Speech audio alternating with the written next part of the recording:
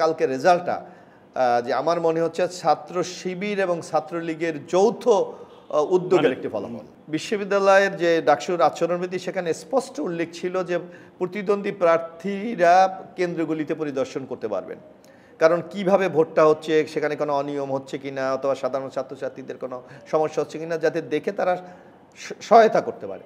কিন্তু আপনি দেখবেন, আমরা লক্ষ্য করেছি একটা সংগঠনের কে সকল কেন্দ্রে ঢোকার পারমিশন দেওয়া হয়েছে, অথচ জাতীয়তাবাদী ছাত্র দলের যিনি ভিপি কেন্দ্রে ছিলেন আবিদ, জি, তাকে আপনারা সবাই দেখেছেন টিএসসি তাকে ঢুকতে দিচ্ছে। হ্যাঁ, আবার আরেকটা দেখলাম আমরা যে একটা হলে গিয়ে ছাত্র শিবিরের যিনি ভিপি নির্বাচিত হয়েছে তাকে হলের মধ্যে পাওয়া যাচ্ছে ছাত্র শিবিরের জিএস,